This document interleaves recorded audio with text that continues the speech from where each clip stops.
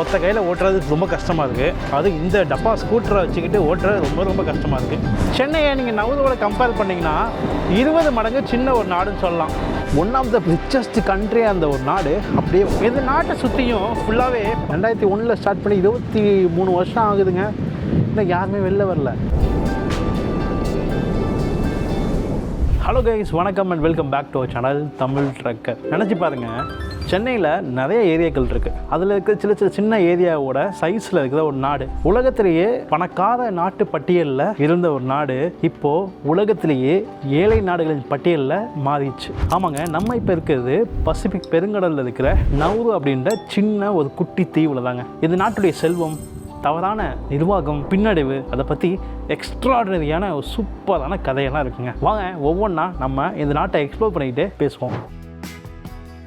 Hi guys, 2025 அதிகமாக வர லீவை வச்சு நிறைய ட்ரிப்பு போகலாம் யோசிச்சுட்டு இருக்கீங்களா? அதுக்கு என்கிட்ட சூப்பரான டிப்ஸ் இருக்குது. 2025 மார்ச் மாதம் பார்த்தீங்கன்னா 14 ஹோலி வந்து வெள்ளிக்கிழமை, 14 லீவு தான். 13 லீவு போட்டு 15 லீவு போட்டால் 13, 14, 15, 16 இந்த 4 நாட்கள் வந்து சூப்பர் ட்ரிப்பை பிளான் பண்ணலாம். இந்த மாதிரி லாங் வீக்கெண்ட், அந்த மாதிரி ஹாலிடே வந்து அதிகமாக வருது அப்படின்னா இதை பார்த்து வைங்க. இந்த நாட்கள்லேயே பார்த்தீங்கன்னா சூப்பராக ஒரு டெஸ்டினேஷனை கவர் பண்ண முடியும். ப்ளஸ் ஸ்கைஸ்கேன் அதை வச்சு பெஸ்ட்டான டீல்ஸில் ஃப்ளைட் அண்ட் ஹோட்டல்ஸை வந்து சூப்பரா பார்க்க முடியும். இங்க பாருங்க, இந்த ரேட்ல எவ்வளவு டெஸ்டினேஷனுக்கு டீல்ஸ் இருக்குன்னு. உலகத்தை சுத்தி பார்க்க உங்களுடைய ஆனுவல் லீவ் எல்லாத்தையும் ஹேக் பண்றத நினைச்சுக்கோங்க. உடனே உங்களுடைய கேலண்டரை பிளான் பண்ணுங்க. அந்த பிளானிங்க்கு ஸ்கைஸ்கேனரை யூஸ் பண்ணுங்க. அப்பதான் 2025 பெஸ்ட் இயரா நீங்க பிளான் பண்ண முடியும். உங்களுக்கு பிடிச்ச இடங்களுக்கு டிராவலும் பண்ண முடியும். நீங்க ஸ்மார்ட்டா பிளான் பண்ணி அதிகமா டிராவல் பண்ணது எப்படின்னா ஸ்கைஸ்கேனரோட உடனே ஸ்டார்ட் பண்ணுங்க. உங்களுடைய 2025க்கான டிராவல் பிளான பண்ண ஸ்கைஸ்கேனரை யூஸ் பண்ணுங்க.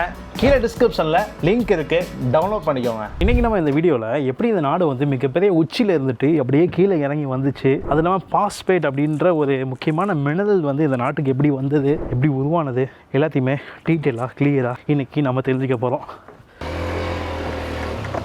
இந்த ரோட்டில் ஒத்த கையில் ஓட்டுறது ரொம்ப கஷ்டமாக இருக்குது. அது இந்த டப்பா ஸ்கூட்டரை வச்சுக்கிட்டு ஓட்டுறது ரொம்ப ரொம்ப கஷ்டமாக இருக்குது. இந்த நாடு பார்த்திங்கன்னா பசிபிக் பெருங்கடலில் இருக்குது. ஆனால் மைக்ரோனேஷியா ரீஜனில் இருக்குங்க. நம்ம போனால் ஃபெடரல் ஸ்டேட் ஆஃப் மைக்ரோனேஷியான்றது நாடு. இது மைக்ரோனேஷியா அப்படின்றது பசிபிக் பெருங்கடலில் இருக்கிற ஒரு ரீஜனுங்க. இது நாட்டுடைய மொத்த சைஸ் பார்த்தீங்கன்னா வெறும் 21 ஸ்கொயர் கிலோமீட்டர் தான். இது நாடு மொத்தம் சின்ன நாடு தாங்க. எக்ஸாம்பிளுக்கு நம்ம தமிழ்நாட்டில் இருக்கிற சில நாட்டோட கம்பேர் பண்ணி சொல்கிறேன். நம்ம சென்னை இருக்குல்ல, அது வந்து பார்த்தீங்கன்னா 461 ஸ்கொயர் கிலோமீட்டர். சென்னையை நீங்கள் நவுரோட கம்பேர் பண்ணிங்கன்னா 20 மடங்கு சின்ன ஒரு நாடுன்னு சொல்லலாம். ஏன் உதாரணத்துக்கு தஞ்சாவூர் எடுத்துப்போம். எங்கள் ஊர் தஞ்சாவூரத்துக்கு நவுரையும் கம்பேர் பண்ணோம்னா தஞ்சாவூர் 2.6 மடங்கு பெருசுங்க. அப்போலாம் பாருங்கள் இந்த நாடு எவ்வளோ சின்னதாக இருக்குன்னு. ஆனால் இந்த நாட்டுக்கு தனியாக ஏர்போர்ட் இருக்குது, இந்த நாட்டுக்கு தனியாக கவர்மெண்ட் இருக்குது, இந்த நாட்டுக்குன்னு எக்கச்சக்கமான வரலாறு இருக்குங்க. இந்த நாட்டை சுற்றியும் ஃபுல்லாகவே பவளப்பாறைகள் தாங்க இருக்குது.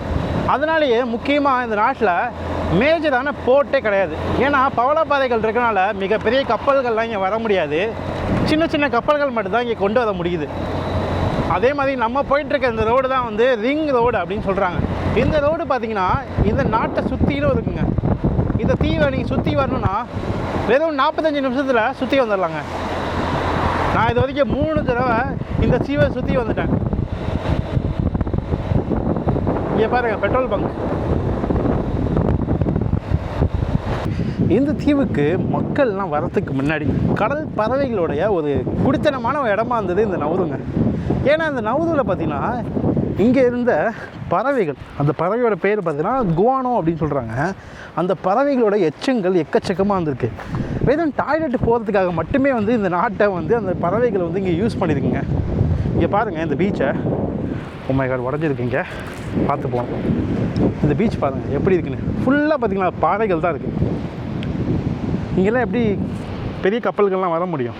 இந்த குவானோ அப்படின்ற பறவைகள் டாய்லெட் போயிட்டு பல மில்லியன் காலங்கள்லாம் அப்படி இருந்தனால அந்த டாய்லெட் எல்லாமே பார்த்தீங்கன்னா பாஸ்பேட் அப்படின்ற ஒரு முக்கியமான மினரலாக மாறி இருக்குங்க. அந்த மினரல் வந்து எதுக்காக யூஸ் பண்ணுறாங்கன்னா, நம்ம விவசாயம் பண்ணுறதுக்கு அதுக்கெல்லாம் வந்து ஃபெர்டிலைசர் இருக்குல்ல, உரங்கள் தயாரிக்கிறதுக்கு பார்த்திங்கன்னா வந்து அந்த மாதிரி பாஸ்பேட்டை வந்து யூஸ் பண்ணிகிட்டு இருக்காங்க. ஸோ இந்த பாஸ்பேட்டை பார்த்திங்கன்னா வந்து 1900 இங்கே ஆட்சி பண்ணிட்டு இருந்த ஜெர்மன்ஸ் வந்து பார்த்திங்கன்னா ஃபஸ்ட்டு கண்டுபிடிச்சி அந்த பாஸ்பேட் எல்லாத்தையும் மைனிங் பண்ணிட்டு வந்திருக்காங்க. அதுக்கப்புறம் வந்து வேர்ல்டு வார் 2 வந்து முடியுது. அதுக்கப்புறம் ஆஸ்திரேலியா இங்கே வந்து ஆட்சி பண்ணியிருக்காங்க, நியூசிலாண்டு பண்ணியிருக்காங்க, பிரிட்டன் பண்ணியிருக்காங்க. இதே பல நாடுகள்லாம் வந்து பண்ணிட்டு வந்திருக்காங்க. அவங்களும் வந்து இங்கே இருக்க நிறைய மினரல்கள்லாம் சுரண்டி எடுத்திருக்காங்க. ஸோ அதுக்கப்புறம் என்ன இருக்குது, 1968 இந்த நவுருக்கு அப்படின்னு தனியாக இண்டிபெண்டன்ஸ் கிடச்சிருக்கு, சுதந்திரம் கிடச்சிருக்குங்க. அந்த சுதந்திரம் கிடச்சதுக்கு அப்புறம் இந்த நாட்டு மக்களுக்காக இவங்க கைப்பற்றிருக்காங்க. அந்த கைப்பற்றினதுக்கப்புறம் என்ன ஆச்சுன்னு பார்த்தீங்கன்னா, இந்த நாட்டுக்கு அதுக்கப்புறம் தான் வந்து விடிவு காலமே பிறந்துன்னு சொல்லலாம். இவங்களுடைய வர்த்தகம் உயர்ந்து $2.5 பில்லியன் அளவுக்கு இந்த நாட்டோடைய செல்வம் வந்து உயர்ந்திருக்குங்க. எப்போ 1975 அப்போ தான் உலகத்தில் one of the richest capital in the world அப்படின்னு சொல்லிட்டு இந்த நவுரு பெயர் பெற்றிருக்கு. இதை வந்து பசிபிக் பெருங்கடலில் இருக்கிற ஒரு குவைத்து அப்படின்னு சொல்லுவாங்களாமா. இந்த நாட்டை பாருங்க, ஈரோடு மாதிரி இருக்கிற ஒரு நகரம் ஒரு நாடா இண்டிபெண்டன்ஸ் ஆகி திடீர்னு பார்த்தீங்கன்னா பயங்கரமான பணம் கிடைக்குதுங்க. இங்கே உள்ள மக்களுக்கு இந்த பணத்தை வச்சு என்ன பண்ணுறதுன்னே தெரில. என்ன பண்ணியிருக்காங்க, நிறைய இம்போர்ட் பண்ணியிருக்காங்க, நிறைய இன்வெஸ்ட் பண்ணியிருக்காங்க.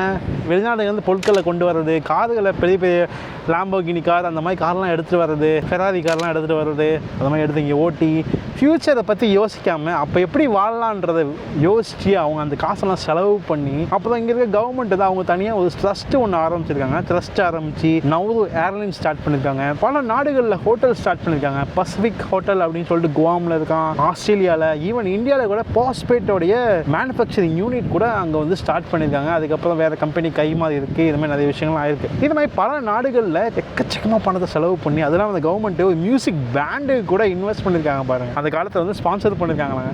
அதுலேயும் வந்து நிறைய காசுலாம் வந்து போயிடுச்சு அப்படின்னு சொல்லிட்டு. ஏன்னா இந்த நாட்டுடைய மக்களுக்கு திடீர்னு பணம் கிடச்சிச்சு, என்ன பண்ணுறதுன்னு தெரியல. எப்படி செலவு பண்ணி எனக்கு பணம் கிடச்சிச்சா, எப்படி செலவு பண்ணுறதே தெரியலடா. இந்த ஊர் என்ன விலைன்னு அப்புறம் எடுக்கலாம்னே. சரி, இந்த தெருவாவது என்ன விலை வாங்கிக்கலாம்னே. ஐயோ இப்போ நான் எதையாவது வாங்கி ஆகணும் மேடம் அப்படின்ற மாதிரி நிறைய செலவு பண்ணியிருக்காங்க. சரியான திட்டமிடுதல் இல்லாதனால ஒன் ஆஃப் த ரிச்சஸ்ட் கண்ட்ரியாக அந்த ஒரு நாடு அப்படியே ஒன் ஆஃப் த புவரஸ்ட் கண்ட்ரியாக இப்போ மாறிடுச்சுங்க. ஆமாங்க, இப்போ இங்கே மக்கள் 15,000 பேர் கிட்ட வாழ்கிறாங்க. அந்த 15,000 பேர்லையும் நிறைய மக்கள் வந்து இந்த நாட்டை விட்டு போயிட்டாங்க. பணமாக இருந்து செலவு பண்ணிகிட்டே இருந்தவங்க லேசியாகவும் மாட்டாங்க.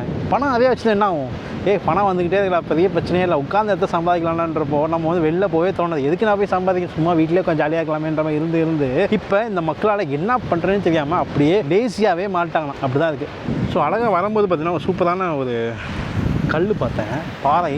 அதில் நவுரோட கொடி இருக்குது மேலே. அதை வந்து ஸ்டார் மாதிரி போட்டு வச்சுருக்காங்க.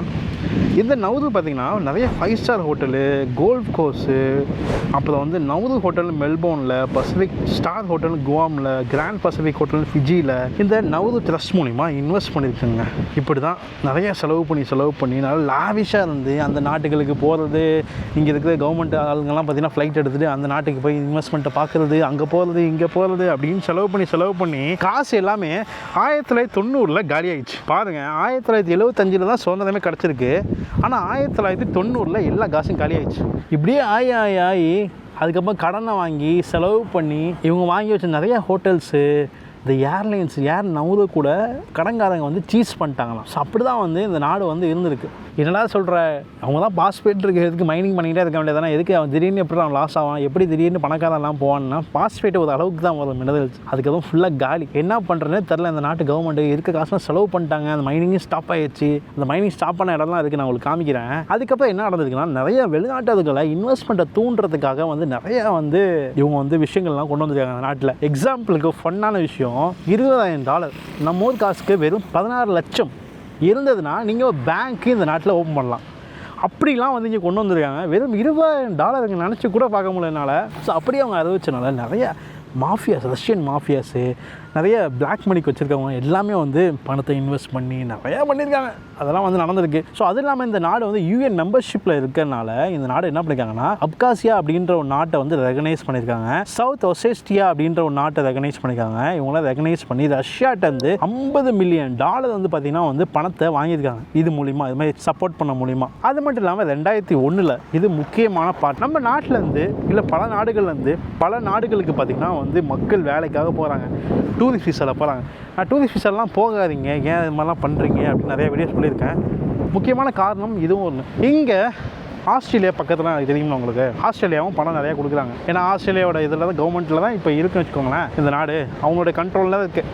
ஆஸ்திரேலியா 2001 இங்கே வந்து பார்த்திங்கன்னா ரெஃப்யூஜிக்காக ஒரு கேம்ப் வந்து ஸ்டார்ட் பண்ணியிருக்காங்க. டிஃபென்ஷன் சென்டர் அப்படின்னு சொல்கிறாங்க. அந்த இடம் இங்கே தான் இருக்குது. பட் என்னால் உள்ளே போக முடியாது. அங்கே போய் அதை வீடியோட தான் சம்பவம் எனக்கு. அந்த இடம் என்னென்னா, ஆஸ்திரேலியாவுக்கு கப்பல் மூலயமா யாரெல்லாம் போகிறாங்களோ அவங்கள தூக்கிட்டு வந்து இங்கே வச்சுருவாங்க. ஆயிரக்கணக்கான பேர் அந்த இடத்துல இருக்காங்க. பாருங்கள், இதோட 2 மடங்கு சைஸில் இருக்கிற ஒரு நாடு. இது நாட்டுக்குள்ளே ஒரு சின்ன இடம். அந்த சின்ன இடத்துக்குள்ளே 1000 பேர் இருக்காங்க. ரீசெண்டாக கூட பெரிய பிரச்சனை ஆகி ஒருத்தவங்களாம் தீக்குளிச்சிக்கிட்டு அந்த மாதிரி பிரச்சனைலாம் ஆச்சு. அந்த 1000 பேரில் 100 இந்தியன்ஸ் இருக்காங்க. வெளியில் வர முடியாது. அந்த இடத்த உள்ளே தான் இருக்கணும். ஏன்னா எனக்கு தெரிஞ்சு ஒரு 2-3 ஏக்கர் இருக்குன்னு நினைக்கிறேன். அவ்வளோதான் இருக்குன்னு நினைக்கிறேன். இந்த மாதிரி ஆஸ்திரேலியாவோட ரெஃப்யூஜி மக்களை இங்கே கொண்டு வந்து அடைச்சனால ஆஸ்திரேலியா கவர்மெண்ட்டு இவங்களுக்கு ஹெல்ப் பண்ணுறாங்க. ஏன்னா அவங்க நாட்டில் கொண்டு போய் வைக்கல இல்லை அவங்க ஆஸ்திரேலியா, அவங்களுக்கு தான் இடம் இங்கே நவூரில் கொடுத்துட்டாங்களே. நவூர் ஆல்ரெடி பிரச்சனையாக இருக்குது. இந்த மாதிரி விஷயம் இருக்கிறனால இந்த மாதிரி சப்போர்ட் பண்ணி வெளிநாடுகள்லேருந்து எவ்வளோ பணம் நம்ம சம்பாதிக்க முடியுமோ அந்த அளவு சம்பாதிச்சிட்ருக்காங்க. ஸோ அதனால சொல்கிறது, யாரும் டூரிஸ்ட் வீசாவில் போயிட்டு அங்கே போய் மாட்டிக்காதீங்க. என்ன வீசான்றதை கிளியராக தெரிஞ்சுக்கோங்க. இதெல்லாம் அந்த காலத்தில் ஏமாந்துன்ற டைம் ஒரு வேறு. இப்போது 2024 நெட்டில் எடுத்த என்ன வீசா எல்லாமே தெரிஞ்சிருது. எனக்கு மெயில் பண்ணிங்கன்னா கூட நானே சொல்லிடுறேன், இது டூரிஸ்ட் வீசாவா இல்லை உண்மையான ஒர்க் வீசா தானா அப்படின்னு தெரியும். அதிலே பார்த்தா தெரியும், இது 30 நாளுக்கு மட்டும் தான் போக முடியும், இத்தனை நாள் மட்டும் தான் நீங்கள் உள்ளே இருக்க முடியும். எல்லாமே நீங்கள் நினைக்கிற மாதிரி நாடுகள் இப்போ கிடையாது. முன்னாடி இருந்தது வேறு. இப்போ நிறையா மக்கள் நீங்கள் நினைச்சே கூட பார்க்க முடியும். அவ்வளோ பேர் ஒவ்வொரு நாட்டுக்கும் போய் ரெஃப்யூஜியாக இப்போ எல்லா நாட்டிலையுமே, ஜப்பான், ஆஸ்திரேலியா, அமெரிக்கா எல்லா நாட்டிலையும் ரெஃப்யூஜியாக போகிறனால எவ்வளோ பிரச்சனைகள் நம்மளுக்கு உண்டாகுது தெரியுமா. அதுக்கு எனக்கு வீசாலாம் ரிஜெக்ட் பண்ணிட்டு எனக்கும் ரிஜெக்ட் பண்ணுறானுங்க. இது மாதிரி பிரச்சனைகளால ரிஜெக்ட் பண்ணுறாங்க. ஆனால் யோசிங்க, இது மாதிரிலாம் போய் மாட்டிங்கன்னா அவங்க ஆஸ்திரேலியா போகிறதோ இல்லை அமெரிக்கா ஆஸ்திரேலியா இங்கே வச்சுருக்கான், அமெரிக்காக்காரன் எங்கேயா வச்சுருப்பான் டிஃபென்ஸ் சென்டர், அங்கே கொண்டு போய் அவங்கள போட்டுருவோம். அவ்வளோதான். இங்கே வெளியிலே வர முடியாது. வெளியிலே வர முடியல எத்தனை வருஷமாக அவங்களால. 2001 ஸ்டார்ட் பண்ணி 23 வருஷம் ஆகுதுங்க. இன்னும் யாருமே வெளில வரல. அப்படியே தான் இருக்காங்க. வாழ்க்கை என்ன ஆகுதுன்னு தெரியல. நெட்டில் அடித்து பாருங்கள், நவூரு ஆஸ்திரேலியா ரெஃப்யூஜி கேம்ப்னு போடுங்க, எவ்வளோ வீடு எவ்வளோ கதறல்கள்லாம் அதில் இருக்குது நீங்கள் பார்த்தா தெரியும். ஸோ யோசிச்சு முடிவெடுங்க. எந்த நாட்டுக்கு டூரிஸ்ட் விசாவில் போய் மாட்டிக்காதீங்க வேலைக்கு போகிறான்னு சொல்லிட்டு. இதுதான் சொல்ல முடியும். நம்ம ஊர்லேயே சம்பாதிக்கலாங்க, பெரிய மேட்ரே கிடையாது. சம்பாதிக்க பல வழிகள் இப்போ வந்துச்சு. அது இந்த நெட்டு இன்ஸ்டாகிராம்லலாம் ரீல்ஸு ஷார்ட்ஸ்லாம் வந்துருக்கா, எக்கச்சக்கமான வழிகள் சம்பாதிக்கிறதுக்கு வந்து எவ்வளோ பேர் சம்பாதிச்சிட்ருக்காங்க. இங்கே உட்காந்து ஸ்வைப் பண்ணுறதை விட்டுட்டு அது எப்படி நம்ம சம்பாதிக்கலான்றதை வழியே பாருங்கள். ஓகே, நம்ம தொடர்ந்து பார்ப்போம். இப்போ எனக்கு பசிக்க ஆரம்பிச்சிருச்சு. பக்கத்தில் ஒரு கடை இருக்குங்க, அங்கே தான் போகிறேன். நீங்கள் அந்த கடைக்கு போகும்போது நீங்களே ஆச்சரியப்படுங்க மெனுவெலாம் பார்த்துட்டு. ஏண்டா டே இவ்வளோ சின்னதாக இருக்குது ஊர், இதுலலாம் மெனு பயங்கரமாக இருக்க போகுது அப்படின்னு நினைப்பீங்க. சாப்பாடே கிடைக்க மாட்டேதுன்றீங்க. பாருங்கள், 5 நிமிஷத்தில் போயிடுவேன். நீங்களே ஆச்சரியப்படுவீங்க, நானே ஆச்சரியப்பட்டேன். போலீஸ்னால் ரொம்ப ஸ்ட்ரிக்டாக இருப்பாங்க போல இங்கே ஆஸ்திரேலியாவுடைய இது இருக்கிறனால. அதனால தான் நான் ஆஸ்திரேலியா அந்த பக்கம் போனேங்க. எனக்கு கேமரா எடுத்துகிட்டு போல சும்மா போயிட்டு வந்தேன். ரொம்ப பயங்கரமாக இருந்துச்சு. இங்கே பாருங்கள், ஃபுல்லாக அந்த பாறைகள் தான். இந்த பாறைகள் கடல் பகுதியில் மட்டும் கிடையாது, உள்ள நகரத்துக்குள்ளே அந்த ஆஸ்திரேலியா டிஃபென்ஷன் சென்டர் பக்கத்தில் இருக்குங்க. அங்கே நான் போக முடியாது, நான் உங்களுக்கு காமிச்சிடறேன். ட்ரோனே விட்டு காமிப்பேன். அவ்வளோ இடங்கள் இருக்குது இந்த பாஸ்பேட் இருந்த இடங்கள்லாம். மக்கள் அங்கேயும் இங்கேயும் போயிட்டு வந்துகிட்டே இருக்காங்க. இப்போ நான் போயிட்டுருக்க ரெஸ்டாரண்ட்டில் அன்றைக்கி முந்தானத்து நைட்டு போனேங்க. போனால் இந்த நாட்டுடைய அதிபர் வந்து சாப்பிட்டு வெளில வந்துட்டுருக்காரு. அதுக்கு தனியாக போலீஸ்லாம் இருக்காங்க, 2 போலீஸ்காரு. அப்படியே பயங்கர கூட்டமாக இருந்துச்சு. என்னடா பயங்கர கூட்டமாக இருக்கே அப்படின்னு பார்த்தா அந்த நாட்டுடைய பிரதமர் வந்து சாப்பிட்டு போயிட்டுருக்காரு. ரொம்ப சின்ன நாடு, பிரதமர் நீங்கள் அடிக்கடி பார்க்கலாம் அந்த நாட்டுக்குள்ளே. வித்தியாசமாக இருக்குது இந்த நாடு. எனக்கு பிடிச்சிருக்கு. நம்ம பெரிய பெரிய நகரத்தை விட இந்த மாதிரி குட்டி குட்டி தீவு நாடுகள் எனக்கு ரொம்ப பிடிச்சிருக்குங்க. அமைதியாக எந்த பிரச்சனையும் இல்லாமல் இருக்கலாம். ஆனால் என்ன ஒரு மைனஸ்னால் சாப்பாடு பிரச்சனை. அந்த ஒரு பிரச்சனை பிடிக்காமல் இருக்குது. மற்றபடி அமைதியாக இருக்குது, சில் பண்ணலாம், அமைதியாக பீஸ்ஃபுல்லாக இருக்கலாம், அந்த மாதிரி இருக்குது. ஆனால் எனக்கு பிடிச்சிருக்கு. பட் ஆனால் ரொம்ப நாள்லாம் வாழ முடியாதுங்க நம்மளாலாம். ரொம்ப விலை அதிகமாக இருக்குது. முக்கியமான பிரச்சனை விலை அதிகம், சாப்பாடு கிடைக்கல, இதெல்லாம் நமக்கு செட் ஆகாது. இங்கே பாருங்க, ஒரு ஊருக்கு வந்துட்டு அணிபாறைன்னு சொல்லிட்டு ஒவ்வொரு 2 கிலோமீட்டருக்கும் ஒவ்வொரு இருக்கும் இங்கே இந்த நாட்டில். அது இந்த ஊரில் மொத்தமாக 5 ஹோட்டல் தான் இருக்குது. தங்கினாலும் நீங்கள் அங்கே தான் தங்கி ஆகணும். வேறு ஆப்ஷனே கிடையாது. ஹோம் ஸ்டேயும் கிடையாது, ஒன்றும் கிடையாது. அதனால் அது ஒரு பிரச்சனை இருக்குது. எல்லா மக்களும் பார்த்திங்கன்னா காசு இல்லாமல் இப்போது எப்படிலாம் சம்பாதிக்க முடியும் சம்பாதிக்கிறாங்க. இங்கே பாருங்கள், ஃபில்லட் டூனா. இதில் வந்து டூனா விற்கிறாங்க இந்த வீட்டில். மீனவர்கள் வீடாக இருக்கும்னு நினைக்கிறேன். ஆமாம், போட்டில் நிற்கிது. அவங்க வந்து டூனா விற்கிறாங்க. வா, இந்த பீச்சை பாருங்க. ஐயோ வேறு லெவலில் இருக்குது பார்க்குறதுக்கு. ஓ மை காட், ட்ரோன் விட்டால் சூப்பராக இருக்கும்.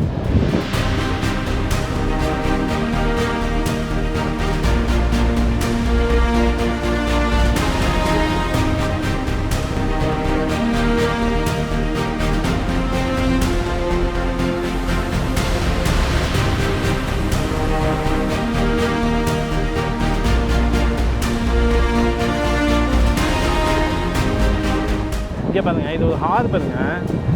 இந்த ஹார்பருக்குள்ளே நிறைய கப்பல்கள்லாம் வரும்.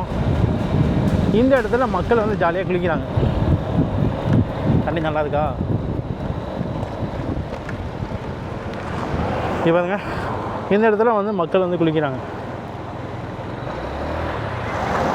இந்த ஹார்பர் பக்கத்துலேயே மீன் மார்க்கெட் இருக்குது. மீன் மார்க்கெட்டில் ஒரு பையில காணும். ஊர் பார்த்தீங்களா எப்படி இருக்குன்னு? எப்படி தான் இருக்குது. இங்கே ஒரு ஹார்பர் ரெஸ்டாரண்ட் இருக்குது. இப்போ நாம் வந்த கடை வந்துடுச்சு. சாப்பாடும் ஒன்றும் பெருசாக இல்லைங்க. இந்த ஊரில் உலகத்துலேயே அதிகமான சைனீஸ் ரெஸ்டாரண்ட் கொண்ட ஒரு நாடு தான் இந்த நாடு சொல்கிறாங்க. 150 கடைக்கு மேலே இருக்காங்க இங்கே சைனீஸ் ரெஸ்டாரண்ட்டு.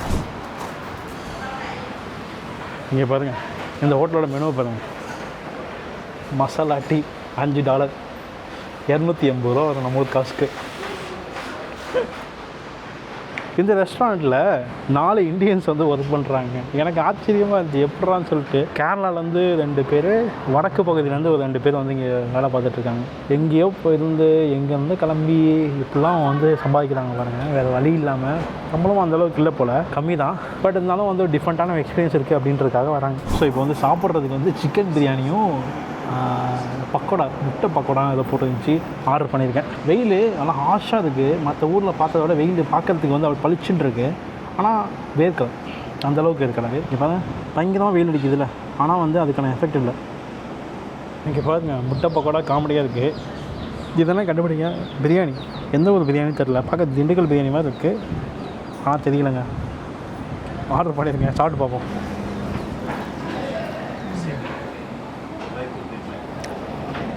ஆக்சுவலாக அது முட்டை போண்டா தான். அது முட்டை போண்டா மைனஸ் வச்சு கொடுத்துருக்காங்க. இதெல்லாம் பிரியாணி சாப்பிடுவோமா?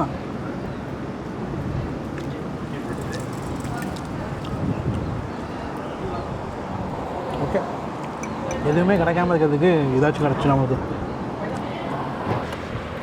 இங்கே பாருங்கள், நீங்கள் பார்த்துட்டு எல்லாமே வந்து பாஸ்பேட் எடுக்கப்பட்ட இடம்.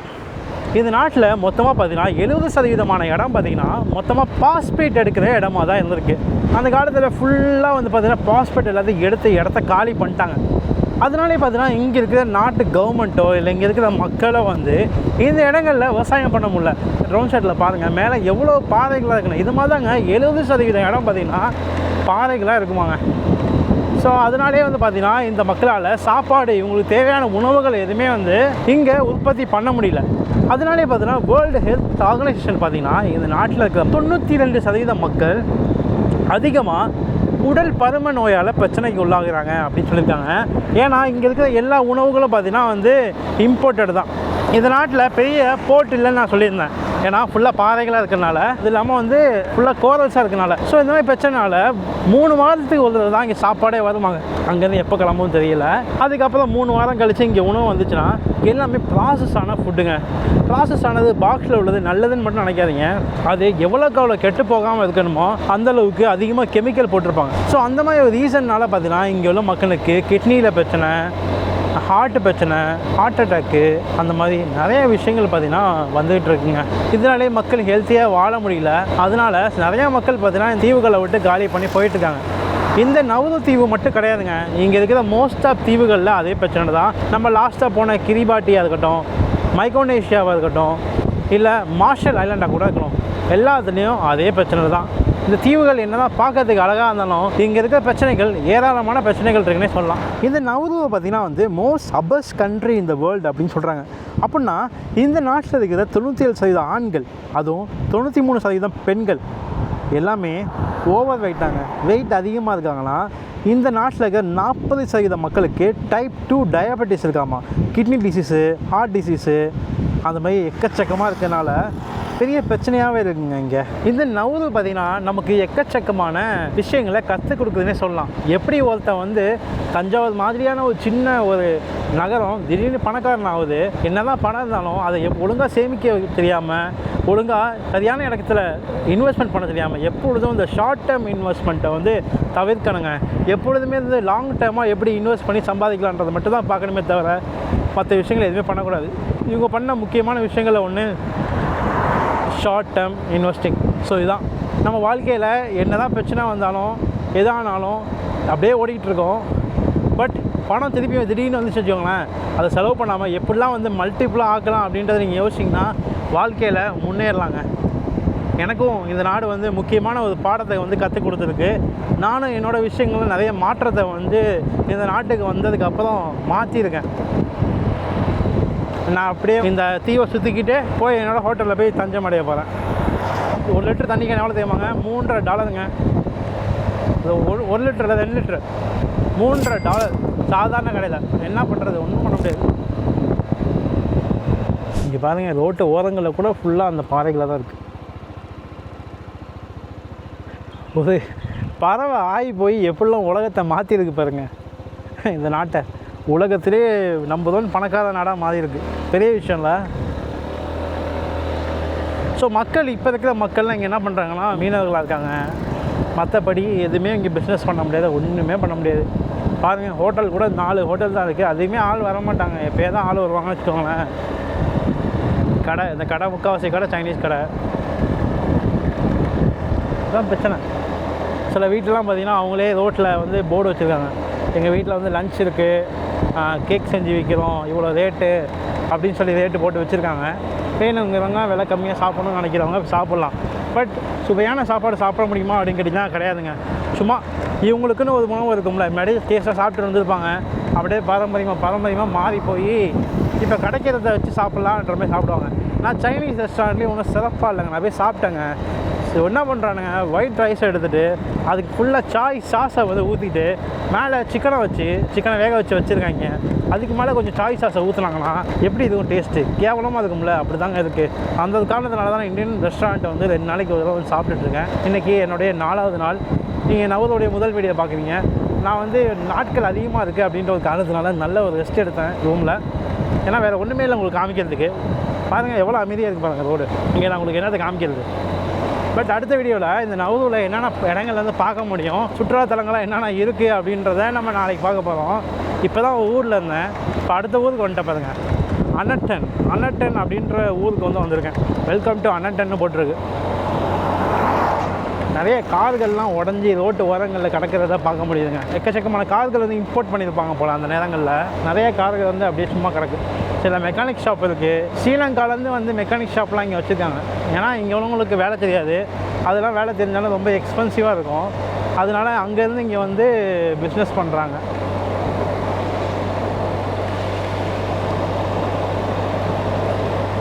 அவ்வளோதான், முடிஞ்சிச்சு தீவு. அந்த பக்கம் வந்துட்டேன், என்னோடய ஹோம் ஸ்டே பக்கத்தில் வந்துட்டேன். ஒரு ரவுண்ட் அடிச்சிட்டேங்க ஃபுல்லாக.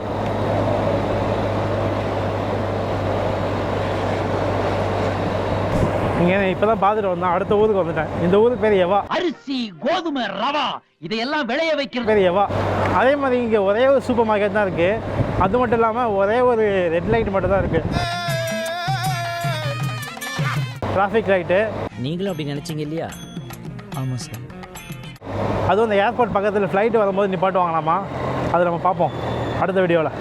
தலைவன் பாருங்க எப்படி ஓட்டுறாங்க. எடுத்த நாள் முதல் இந்த நாள் வரை வண்டியை விடவில்லை. ஸோ அதே மாதிரி பேஸ்கெட் பால் கிரவுண்டு வந்து பார்த்திங்கன்னா எக்கச்சக்கம் வாங்கி இருக்குங்க. மக்கள் அதிகமாக பேஸ்கெட் பாலு, அப்புறம் வந்து வெயிட் லிஃப்டிங்கு அதெல்லாம் வந்து அதிகமாக பண்ணுறாங்க. பாருங்கள், ரோட்டில் வந்துட்டு இருந்தேன், டக்குன்னு ஆலமரம் தெரிஞ்சு அதான் உங்களுக்கு காமிக்கலான்னு சொல்லிட்டு வளைஞ்சிட்டேன். இங்கே பாருங்கள், இந்த ஊர்லேயும் ஆலமரம்லாம் இருக்குது பாருங்கள். ஆலமரம் தானே, என்ன மரம் அது? ஆலமரம் தாங்க.